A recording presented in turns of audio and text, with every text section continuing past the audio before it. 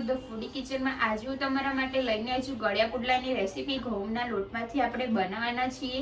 તો વિડીયોને લાસ્ટ સુધી જોજો અને આપણે નવી રીતે બનાવવાના છીએ તેટલા માટે। તો ચાલો આપણે વિડીયો શરૂ કરીએ। પુડલા બનાવવા માટે આપણે ઘઉંનો લોટ લીધેલો છે 1 મોટી વાટકી જેટલો, આપણે ગોળ લીધેલો છે અડધી વાટકી જેટલો આપણે, અને આ આપણે મસાલો લીધેલો છે, આ સૂંઠનો પાવડર લીધેલો છે અને ગંઠોડાનો પાવડર લીધેલો છે અડધી ચમચી જેટલો। તો હવે આપણે બનાવવાનું ચાલુ કરશું અને બીજી જે સામગ્રી જોઈશે તે હું તમને વિડીયોમાં જણાવતી રહીશ। 1 ગ્લાસ જેટલું આપણે પાણી એડ કરીશું તપેલીમાં અને આની અંદર આપણે ગોળ એડ કરી દઈશું। આપણે ગોળવાળું પાણી કરવાનું છે એટલા માટે ગોળને આપણે ઓગળવા દઈશું, એટલે થોડીવાર આપણે ઉકળવા દઈશું પાણીમાં। જે પાણીને આપણે થોડીવાર ઉકળવા દઈશું જેથી ગોળ ઓગળી જાય સરસ રીતે।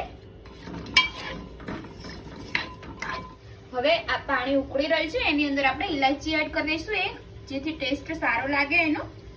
આપણે જે પુડલા બનાવીએ એ સરસ બને અને ટેસ્ટમાં બી સારા લાગે। હવે આપણે સૂંઠનો પાવડર અને ગંઠોડાનો પાવડર એડ કરી દઈશું અને મિક્સ કરી દઈશું।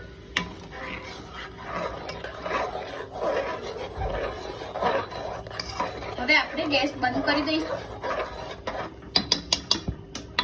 હવે આપણે એક વાટકો લીધો છે એમાં આપણે લોટ એડ કરી દઈશું ઘઉંનો, અને પતલું આપણે ખીરું બનાવવાનું છે એટલા માટે। હવે આપણે આની અંદર પાણી એડ કરતા જઈશું, જે આપણે ગોળવાળું પાણી છે તે, અને મિક્સ કરતા રહીશું।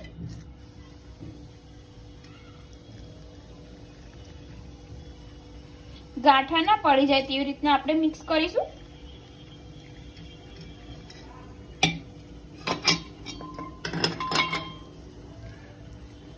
આપણે સરસ રીતે આને મિક્સ કરતા રહીશું। જરૂર લાગે તેમ આપણે પાણી એડ કરવાનું છે। આ સરસ આપણું ખીરું રેડી થઈ ગયું છે, તમે જોઈ શકો છો। આપણે બહુ પતલું પણ નથી રાખવાનું અને બહુ જાડું પણ નથી રાખવાનું, મીડિયમ રાખવાનું છે। હવે આપણે પુડલા ઉતારી લઈશું।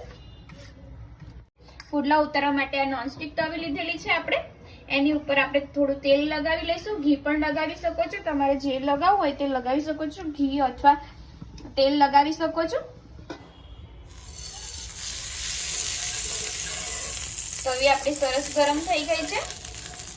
હવે આપણે આની ઉપર ખીરું પાથરી દઈશું।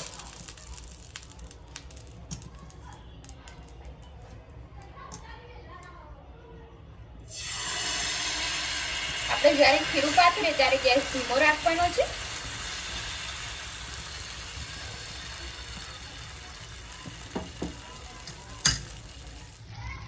આપણે ઉપરથી થોડું ઘી એડ કરી દઈશું, જેથી કરીને સરસ રીતે એકદમ પોચા અને સરસ બને। તમારે નાની મોટી સાઈઝ તમે રાખી શકો છો। આપણે બીજી સાઈડ પલટાઈ દીધો છે પુડલો, આવી રીતના આપણે બંને સાઈડ શેકી લઈશું સરસ રીતે, અને આવી રીતે આપણે બીજા પુડલા બનાવી લઈશું।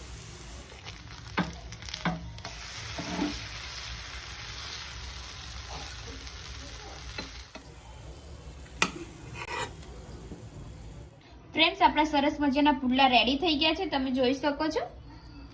એકદમ મસ્ત બન્યા છે, તમે ઘરે જરૂરથી ટ્રાય કરજો। અને જો તમને મારી આજની રેસીપી પસંદ આવી તો વિડીયોને લાઈક કરજો, શેર કરજો, કમેન્ટ કરજો અને મારી ચેનલને સબસ્ક્રાઇબ કરવાનું ના ભૂલતા। તો ચાલો હવે મળીએ આપણે એક નવા વિડીયો સાથે। જય માતાજી, જય શ્રી કૃષ્ણ।